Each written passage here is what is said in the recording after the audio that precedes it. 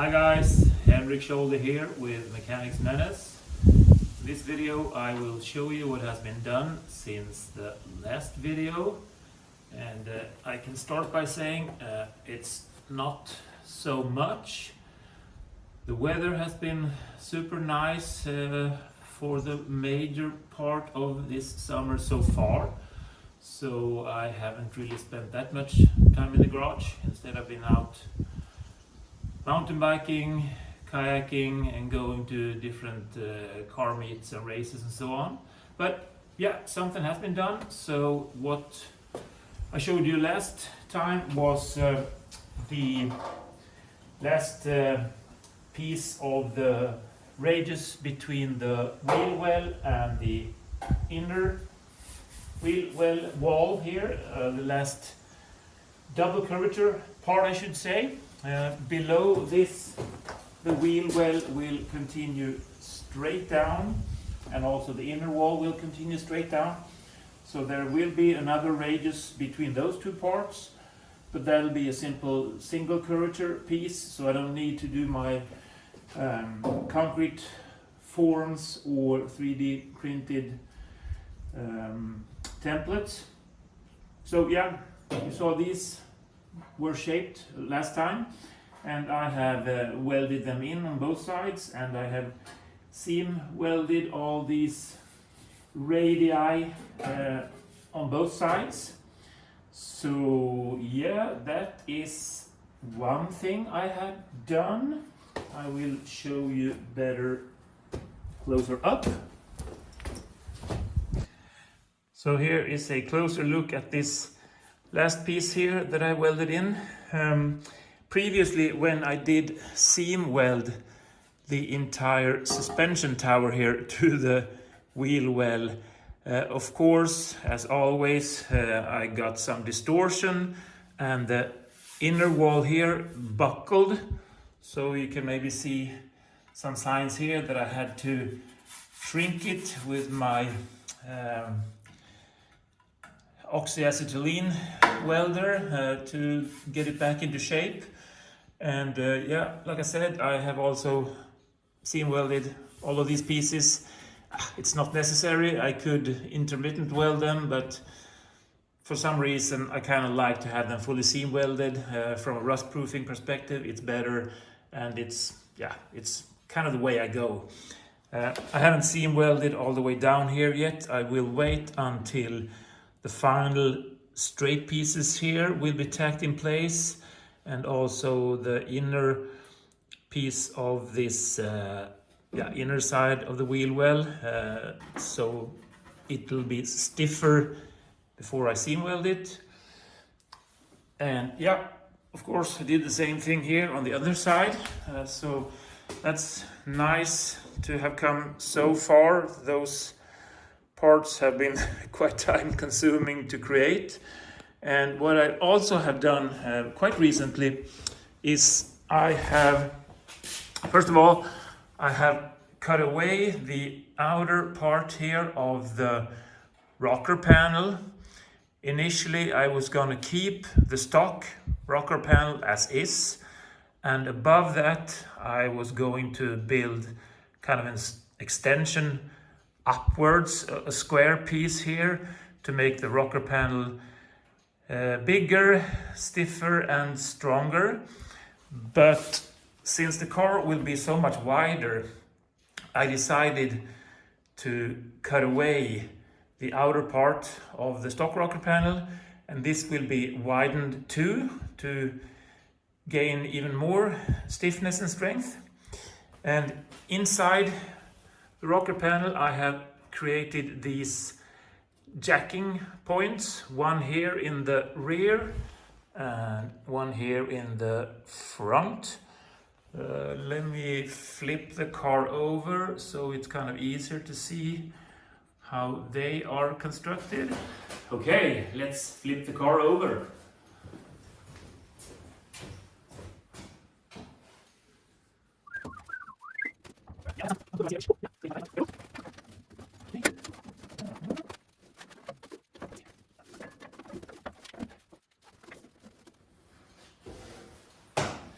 Something something like this. Yep. So this is the rear jacking point. It consists of a piece of 40mm tubing, and then I have welded in 3mm sheet metal in the bottom here to make it like a bucket. And then this has been welded onto the B pillar here, or main hoop, so it's really strong and sturdy here.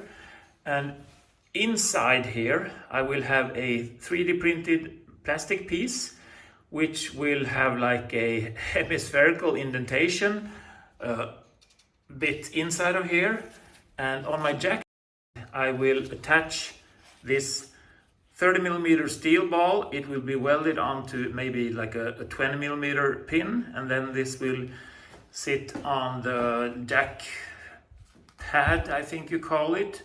So when jacking the car, this will go down in here a bit further in, so it will be kind of contained and there is no risk that the car falls off of the jack, which will be a safe way of jacking the car up. And then also I bought 6 of these, and I will weld 4 of them onto my jack stands. So when putting the car on jack stands, they will also be very securely located by these jacking points.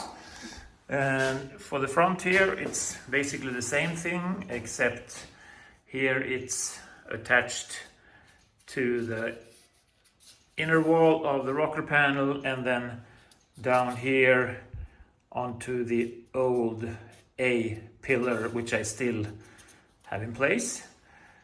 Yep. What I will do today is I will start welding on this new lower piece of the rocker panel, and yeah, let me show you a little bit how that'll work out. First, let me show you the sheet metal pieces that will make up the new rocker panel. Since I don't have the equipment to bend these long sheet metal pieces, I got some help from a company, AutoCut, which is close to my job. They work with water jet cutting, sheet metal bending, and yeah, similar stuff. So let's have a closer up look what this looks like. All of the pieces are made oversize, so I will cut them down to size when fitting them onto the car. So basically the stock rocker panel sat something like this. So you can see this will be extended out further. So yeah, I cut this away, and this will be welded onto the remaining inside. And then I have these 2 parts. So this part here will be welded onto also the little remaining part of the stock rocker panel, the top side here.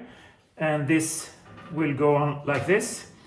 So you can see hopefully that I have a radius here and here, and this would also be hard for me to bend in my equipment, especially with these long pieces. And the reason for having these rounded is that when you will enter and exit the car, you will probably sit on the rocker panel, so it's not so nice to have a sharp edge here. It'll look better, and it'll be more comfortable and also safer. So the top part here will be filled with aluminum honeycomb. I have an aluminum honeycomb core that is 140mm, so like almost 6 inches thick. And this will be pre-crushed on the outside by 10mm. The reason why you want to pre-crush it is because if you want it to be like a deformation zone in a crash, when you pre-crush it, you get rid of the initial force spike.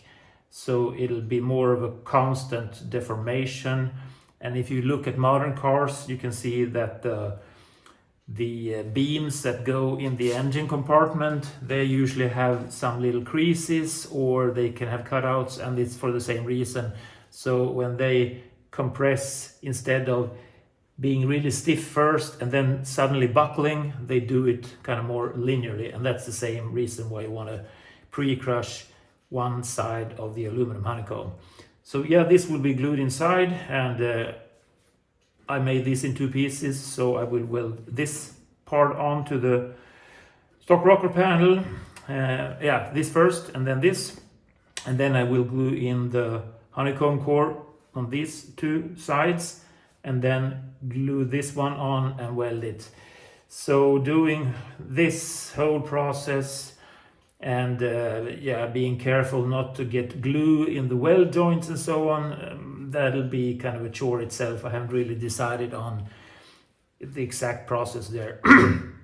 But the lower part, since that has a more complicated shape and you have those jacking points inside, having aluminum honeycomb inside here would be kind of complicated.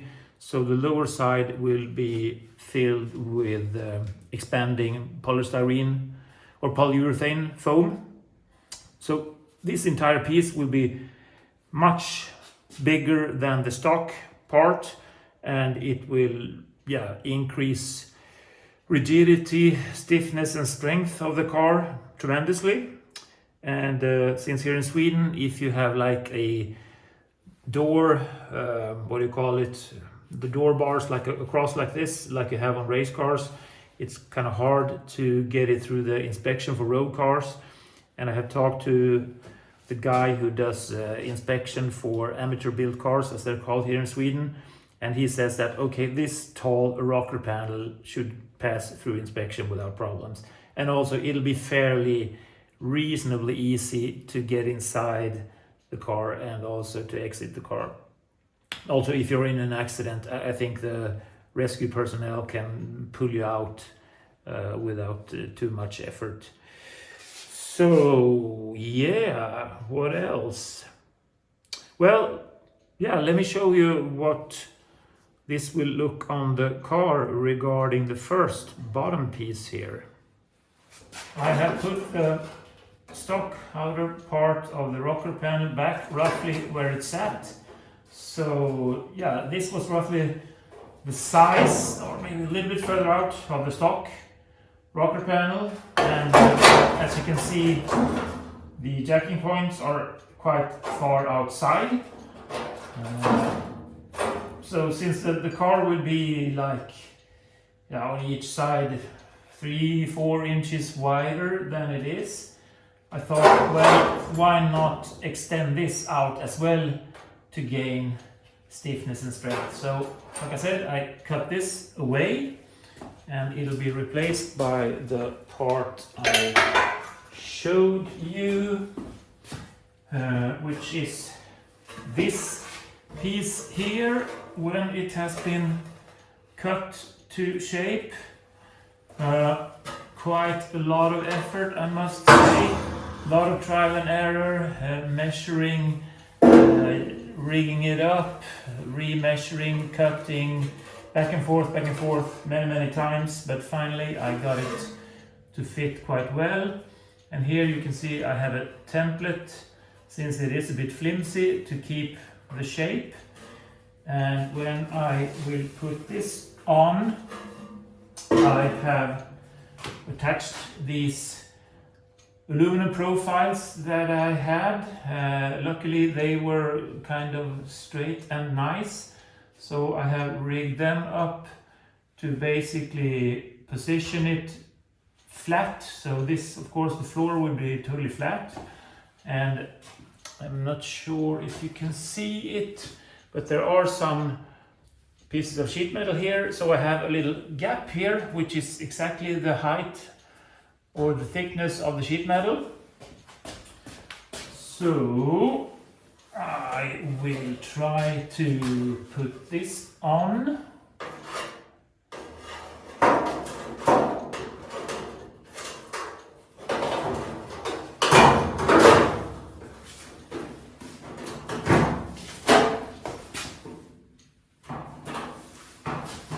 Yeah, something like this.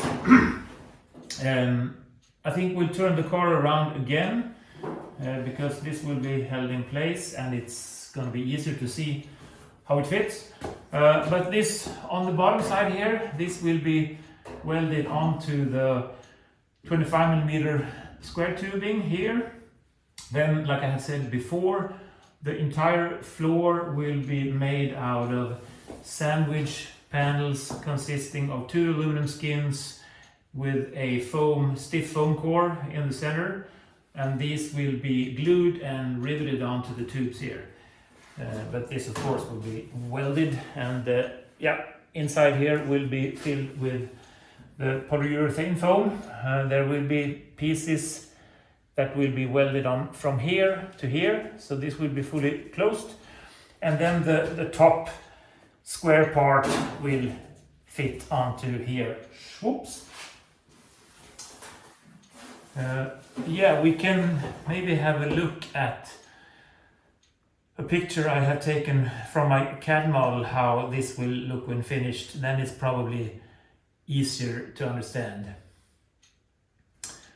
So yeah, here you see the remaining piece of the stock rocker panel, and you see the lower piece that I will be welding on today, and you see the 2 upper pieces with the rounded corners, and like I said, the lower part foam filled and the upper part filled with aluminum honeycomb. And as you can see, it's quite a big part, and I hope you can kind of realize that this will add a lot of stiffness and torsional and bending rigidity to the car. But let's go back and flip the car over once more and have a look at it correct side up.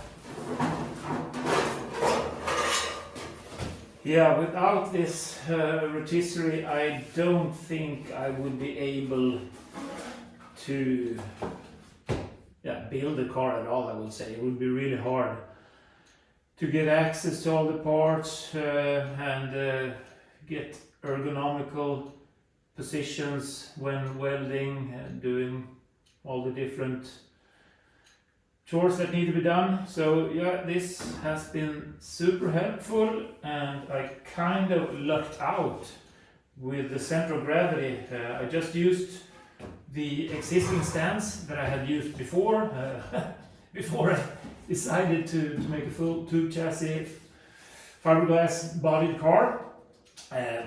So I used them as is, and yeah, just by luck I basically kind of hit the center of gravity. So yeah, you can see when I move this, there's very little effort in moving it, so that's nice. So we will go back to the correct position.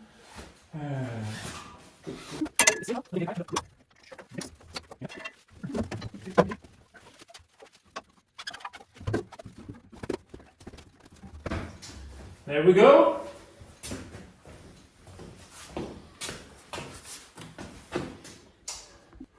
Okay, let's try to get this piece fitted in the correct position so I can start tacking it in.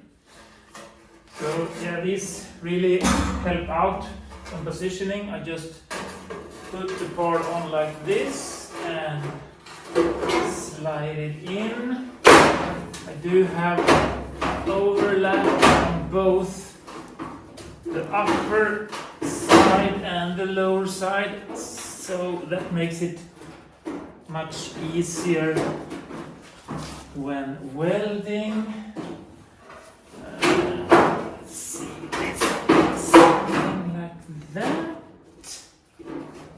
Okay.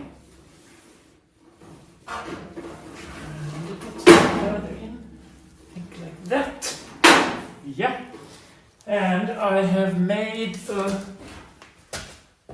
template here which I use to position it correctly sideways up here. It rests against this pinch weld on the stock rocker panel, and then I just need to make sure that the outside is flush here needs to go out a little bit in the rear.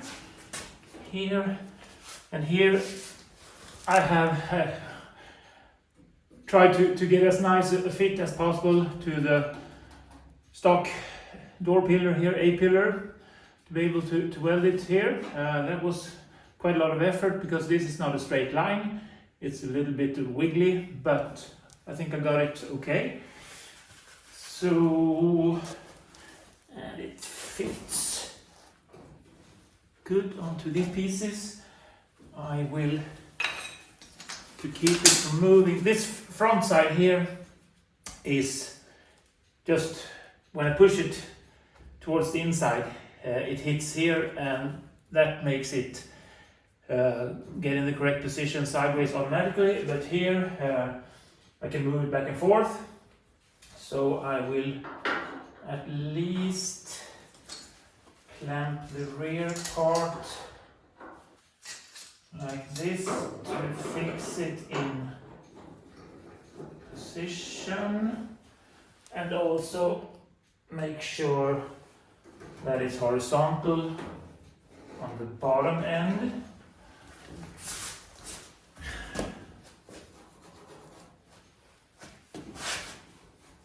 Yeah, I think it fits nicely. Yes. Okay, have I forgotten anything? I don't think so. And also the template here fits inside, and it looks like it keeps the correct shape. I actually think I will be able to start tacking it in place. Ooh, exciting!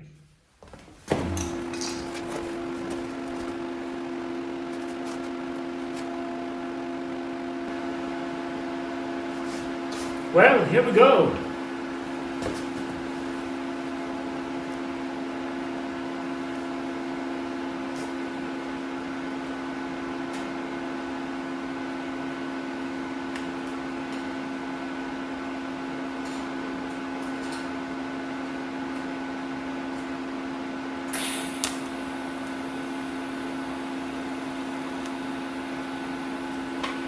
Woohoo! First tack.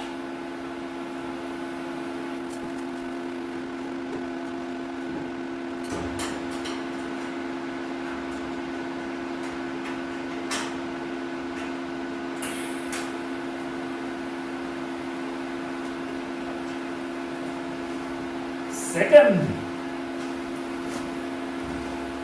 So now it should not be able to at least move regarding the upper side, and I think it might be possible for it to kind of move like this upside down, but since here I have it clamped to the aluminum profile and here the template should keep it in place, I'm not sure if I should tack on the underside a couple of tacks first, or if I should continue here on the top. If this shape isn't perfectly horizontal, it really doesn't matter, because I mean this will be inside of the square upper part, and yeah, that'll go all the way up to here. Quite tall. So I wonder if the best thing to do is to flip it over and check with a super straight spirit level if this actually is horizontal and nice. Yes. I could also try with my little protractor if it seems like I have the same angle here as here. I think I'll do that first. This is really accurate. I think if you are careful you can measure like to 0.2 degrees. You see this pattern. I don't remember what it's called, but when these are parallel you can see. If they are not parallel, see, get this look. When they are parallel, it's fairly easy to see. So okay, that's what it looks like here. Yeah, slightly different. How much is it? Well, actually that's a bit worrying, I would say. Okay. Huh, that was strange. Let's see if it's positioned. Looks like it is okay on the bottom side. Okay. Go like this. This go here. Okay.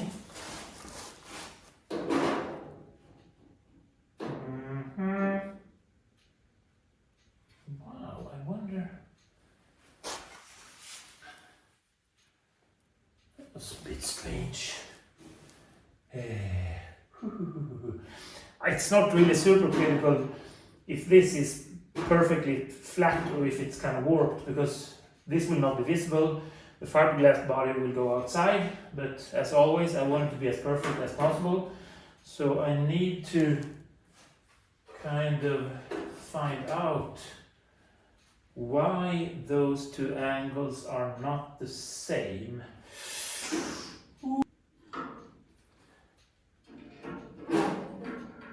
Yeah, that's, I would say, spot on. Nice.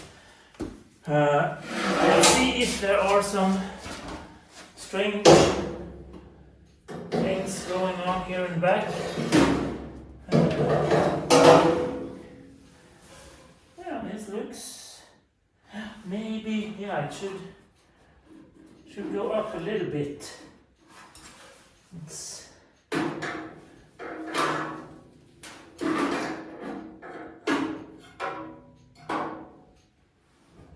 See, close enough. Okay, I will flip it over and see. Like I said, the most important part is the underside. I have flipped the car over, and if we look at the front part, we can see that the template here fits fairly well. It seems like the rocker panel has kept its shape. There are no strange gaps. Also, there should be a 20mm distance between the edge of the sheet metal and the inside of this square tube, and that is pretty spot on, I would say.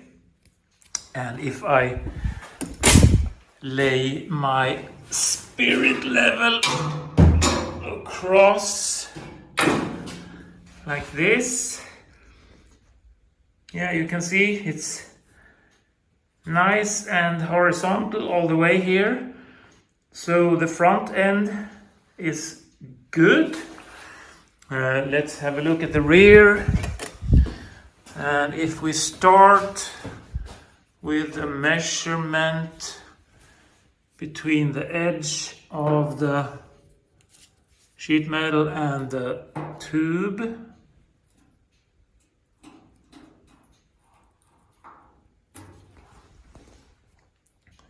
now it says like 21 a bit, yeah, 21.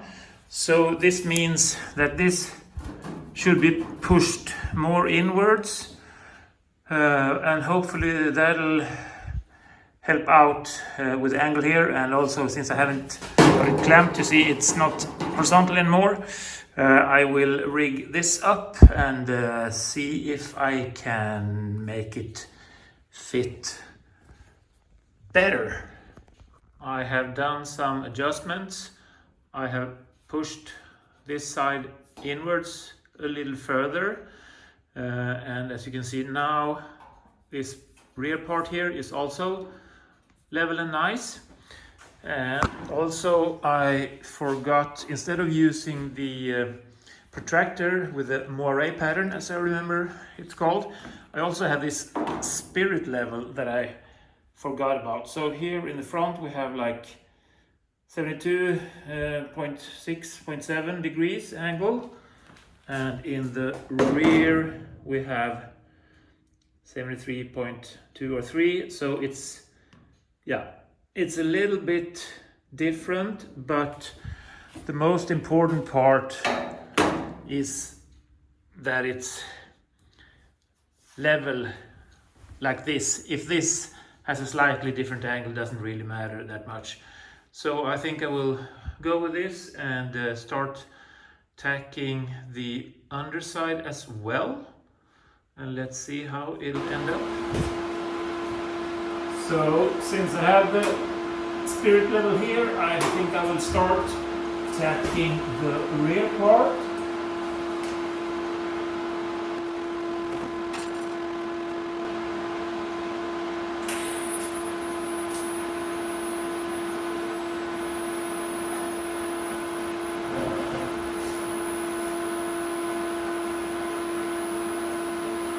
Looks good still, and I will tack it to this part of the rear wheel well, and that will kind of lock in the position, because now it's just tacked on the inside. So basically it could move up and down like this, but if I tack it on the outside too, it's kind of locked in a vertical direction as well. So I will start here.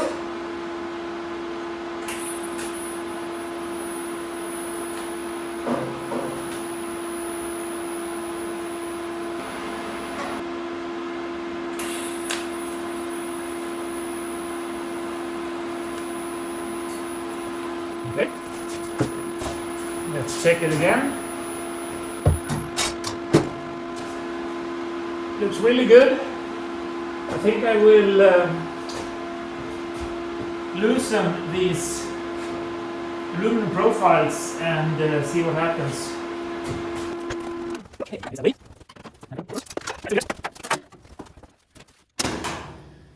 You can't see it from that angle, but it's still, I would say, perfect here. I think now you can see this is, I would say, very close to perfect.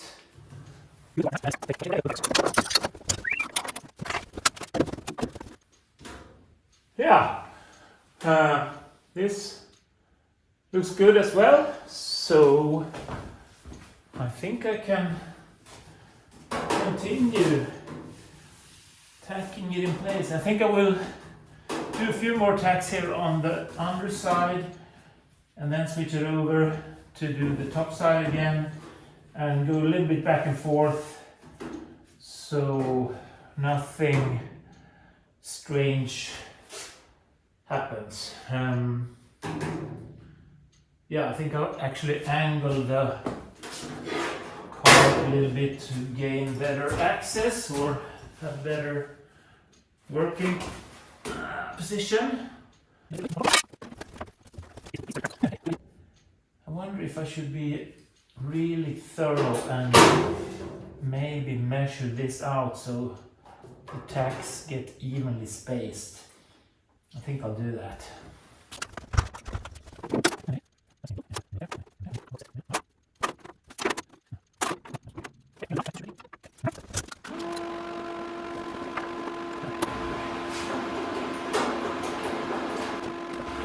Since I have an overlap, hopefully I will be able just to melt them together without using any filler rod.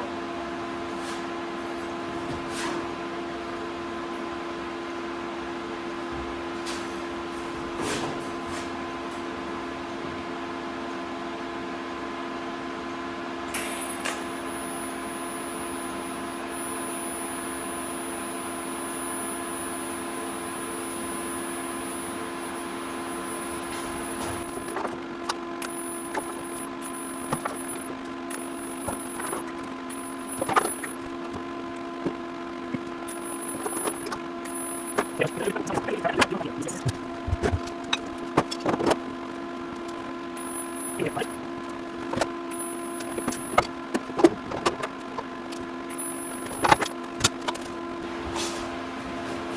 I will again straighten it out or place it more horizontally and check the shape again.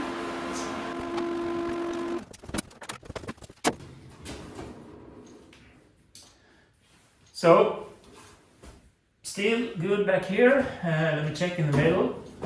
I mean, if it's correct here and here, it should be correct in the middle, but just to make sure. Well, let's see. This is, well, yeah, yes. I would say it's good. It's not perfectly flat. It's got like a very slightly concave shape, but that's, I mean, a few tenths of a millimeter, so that's okay. Still good here. Well, maybe, let's see.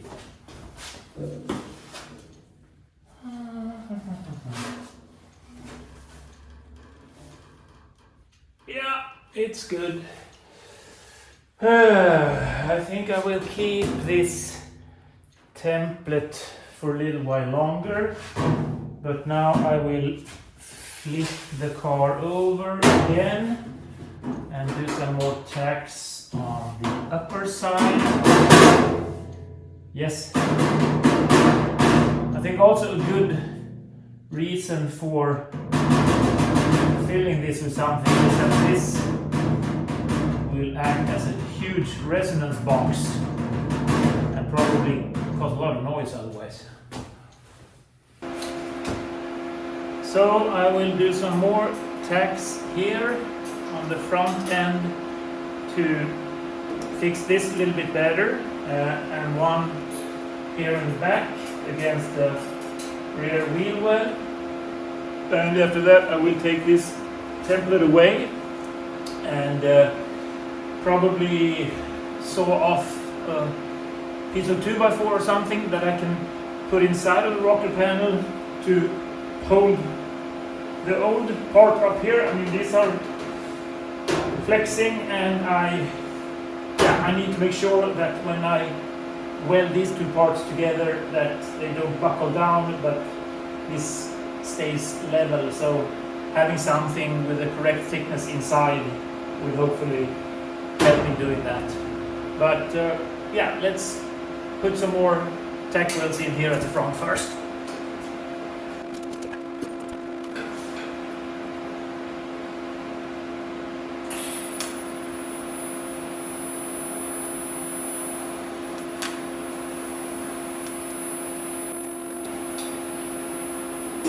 Good.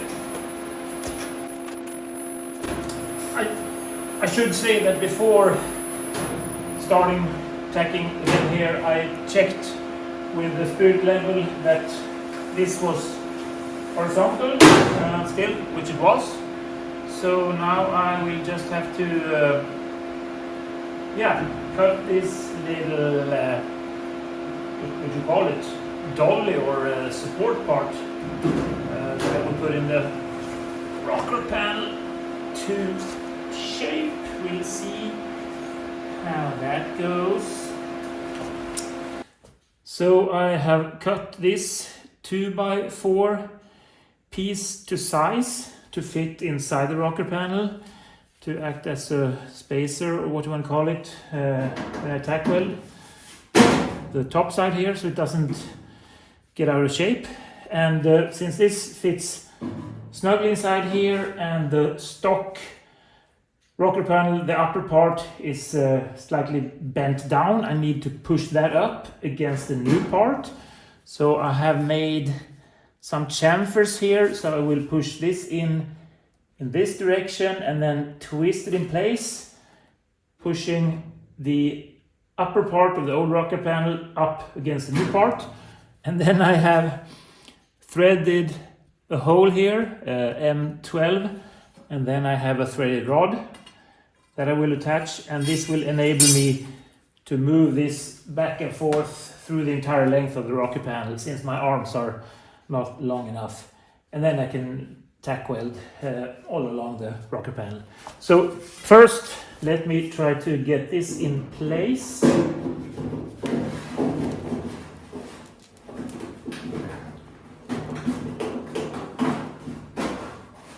Like this. Okay. Okay, next step is to thread the rod in.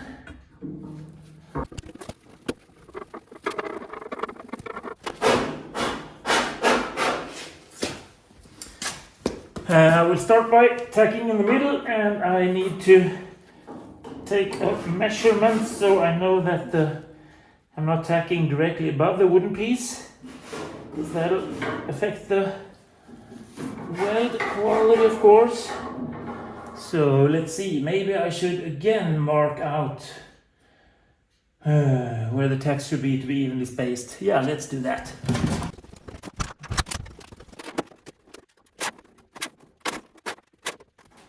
There we go. Okay, so let's see, this is the middle. That's the middle one. So that's 570 millimeter in. And let's see if I push this a bit further then. So let's say, I don't know, 5/9 or something, 2 centimeters margin, 20 millimeters. Should be okay today.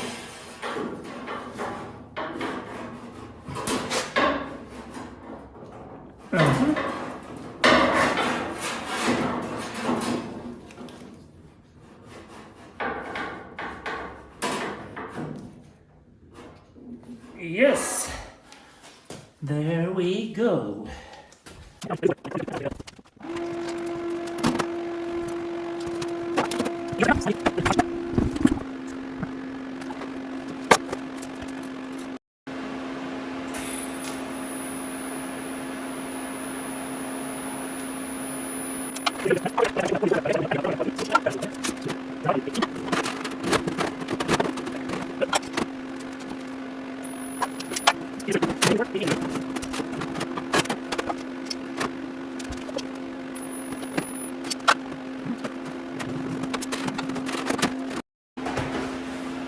Okay, I will check with the spirit level if it's flat in this direction and then sideways. Pull this out. Actually, yeah, I need to thread the rod out first.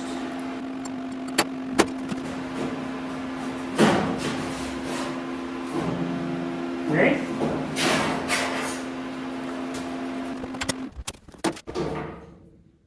Yep, it's flat. It's a little bit bent down here at the rear, but it's just because of this piece of sheet metal that didn't have the exactly correct height. You can see, I think this part here moves slightly downwards, which is what it did stock, but I hope it's possible to see that this part here is parallel to the spirit level, so this should be horizontal.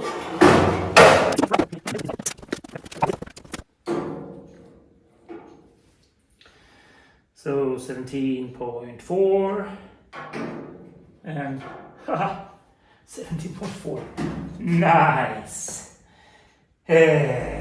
Okay. Last thing. Well, actually I should flip it over again, check the underside again, and then the angle. Okay. Okay, final check. Here in the front, you can see this can move a little bit, but it's still, I would say, fairly horizontal. I think the square tubing here is not perfectly flat. There is a joint here, so it's probably bent a little bit, but I would say, yeah, good enough. And let's check in the rear. Yeah, here it's pretty good as well. I would say a few tenths of a millimeter, but that's definitely okay. Okay, so final check. Angle of the outside, which is the least sensitive part. 71.4 and 72. So, yeah, a little bit more than half a degree. That's good enough in my book. Woohoo! As Homer Simpson would say. I think this will be all I will do for today. And I would probably leave this as is before doing the exact same thing on the other side. And after that I will continue with the square part of the rocker panel, the one that will be filled with the aluminum honeycomb. So I feel really good to have come this far. This feels like a kind of big step in the whole chassis design or chassis construction, I would say.